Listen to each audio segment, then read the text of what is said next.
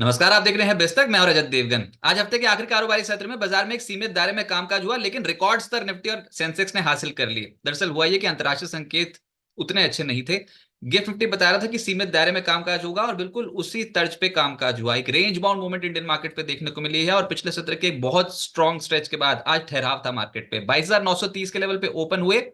उसके बाद उठापटक देखने को मिली। दिन का लो है 22,908 का, लेकिन जो आज के दिन का हाई लगाया है वो ऐतिहासिक लेवल है 23,026.4। ये अब तक का सबसे बेस्ट लेवल निफ्टी ने आज हासिल किया है। क्लोजिंग आई है 22,957 के लेवल की, 10 पॉइंट्स नीचे निफ्टी की क्लोज टू क्लोज। और निफ्टी बैंक 203 अंक चढ़कर बंद हुआ है 48,971 के लेवल पे। आज निफ्टी बैंक पे रिलेटिवली स्ट्रेंथ ज्यादा दिखाई दे रही थी। सेंसेक्स 7 पॉइंट्स की गिरावट के साथ 75,410 के लेवल पे हुआ है बंद।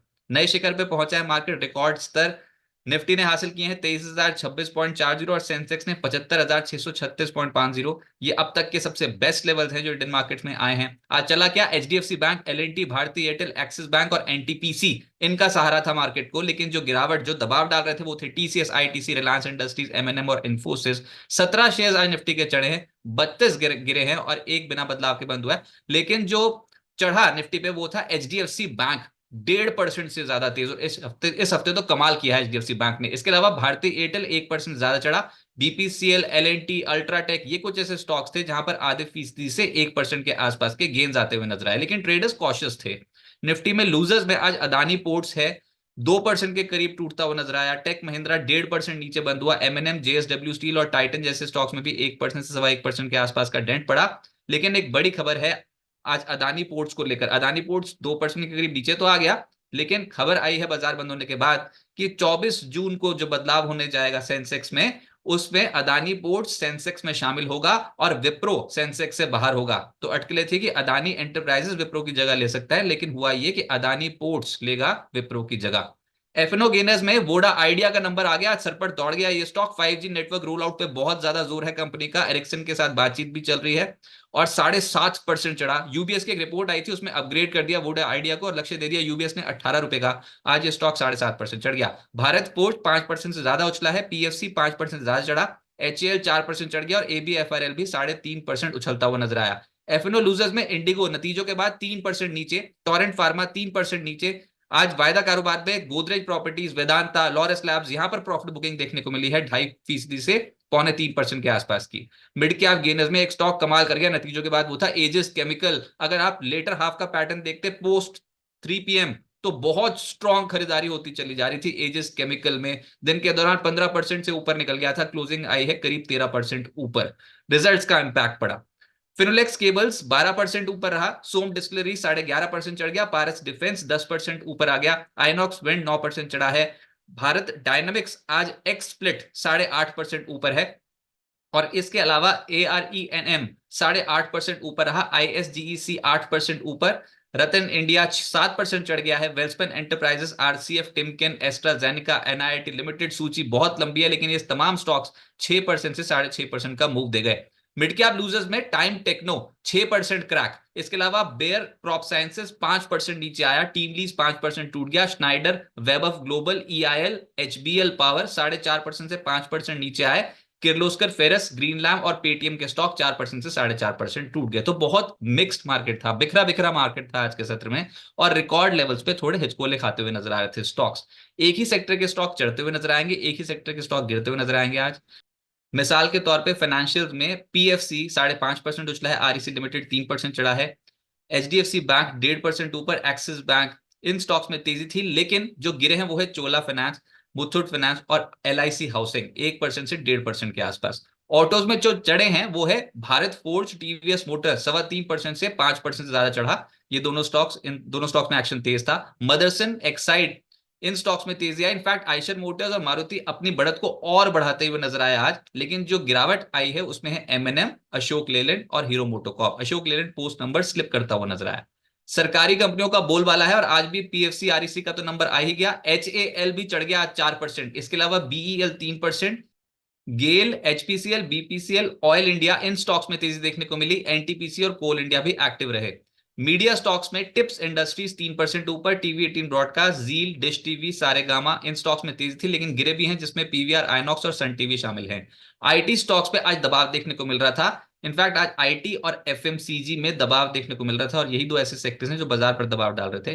तो आईटी में tech Mahindra, TCS, HCL tech, Wipro across the board बिकवाली थी। इन्फोसिस, एलटीटीएस, परसिस्टेंट, एम्फोसिस सब दबाव में थे। और एफएमसीजी में रैडिको, आईटीसी 1% से 2.5% करेक्ट हो गए। Colgate, Tata consumer, Varun beverages, HUL, Britannia, Dabur ये सब हल्के हो गए।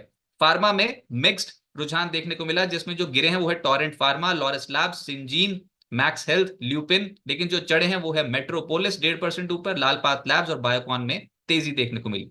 रियल एस्टेट स्टॉक्स में जो गिरे हैं वो है गोदरेज प्रॉपर्टीज, प्रेस्टीज, सनटेक और डीएलएफ। लेकिन जो चढ़े हैं वो है शोभा 3% ऊपर था आज, और ओबरॉय रियल्टी करीब आधा फीसदी ऊपर। ऑफिस स्पेस सॉल्यूशंस का आईपीओ सोमवार को बंद हो जाएगा। 27 तारीख तक आप निवेश कर सकते हैं। अब तक 11.38 टाइम सब्सक्राइब हो चुका है। प्राइस बैंड 364 से 383 रुपए प्रति शेयर का रखा गया है। इश्यू साइज है 599 करोड़ रुपीस, जिसमें 128 करोड़ रुपए का फ्रेश इश्यू है, बाकी का ओएफएस। अब आगे क्या होगा देखिए, लोकसभा के छठे चरण का जो चुनाव है वो शनिवार को होगा 25 मई को, और एक बड़ा इंपैक्ट आएगा सोमवार को मार्केट पे। तो उसके लिए तैयार रहिए। आज एक तूफान से पहले की शांति थी, मार्केट एक रेंज में फंसा हुआ नजर आ रहा था, लेकिन अगला हफ्ता बहुत वोलेटाइल रहने वाला है। इस हफ्ते भी निफ्टी पे 455 अंकों का स्ट्रेच है। 455 अंक बढ़कर निफ्टी बंद हुआ है। 13 मई को जो लो लगाया था 21,821, वहां से 1,136 पॉइंट्स ऊपर आ गया निफ्टी। ऐसे ही बैंक निफ्टी की तो रिलेटिव स्ट्रेंथ ज्यादा नजर आती है। बैंक निफ्टी 772 पॉइंट उछला है इस हफ्ते, और 13 मई के निचले स्तर यानी कि 46,983 के लेवल से 1,988 पॉइंट्स ऊपर है बैंक निफ्टी। तो गजब की परफॉर्मेंस है। ये लार्ज कैप स्टॉक्स में बहुत स्ट्रॉन्ग एक्शन देखने को मिला है इस हफ्ते भी, और पिछले हफ्ते भी बहुत स्ट्रॉन्ग एक्शन।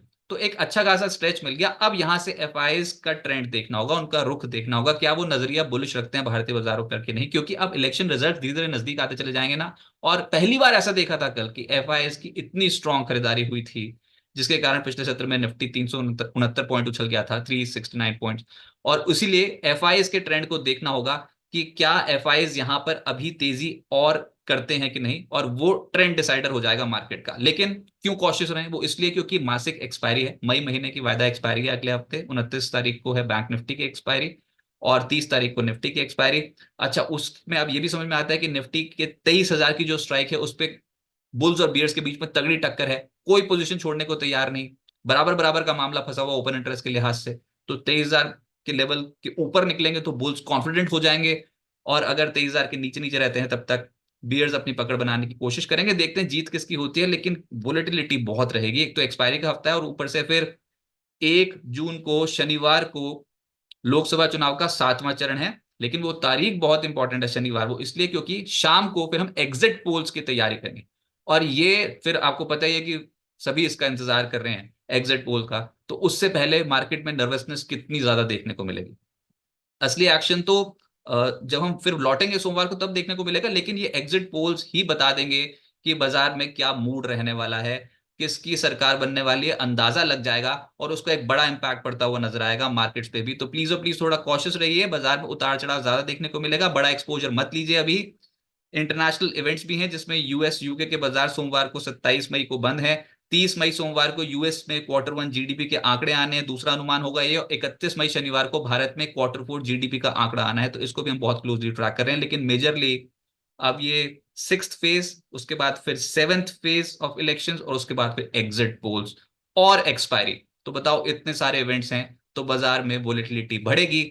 आप अपनी पोजीशन साइजेस कम रखें, और अगर गिरावट आ जाए मार्केट पे तो एक बेहतरीन मौका फिर से मार्केट पे बनता हुआ नजर आएगा। बिस्तक आपके लिए लाया है प्रीमियम मेंबरशिप प्रोग्राम, जहां आपको मिलेंगे कई सारे फायदे, जिनमें मार्केट न्यूज़लेटर, लाइव चैट पर आपके सवालों के सबसे पहले जवाब, मार्केट आउटलुक, वीकेंड पर मार्केट स्कैन, एंकर्स के साथ चैट और भी बहुत कुछ। इस प्रीमियम सब्सक्रिप्शन में 3 तरह के प्लान्स हैं, सिल्वर, गोल्ड और प्लैटिनम, जिनकी शुरुआत मात्र 159 रुपए महीने से होती है। इससे जुड़ना भी बेहद आसान है। बिस्तक के YouTube चैनल पर जाएं, ज्वाइन बटन पर क्लिक करें और अपना प्लान सिलेक्ट करें। बस बन गए आप हमारे प्रीमियम मेंबर।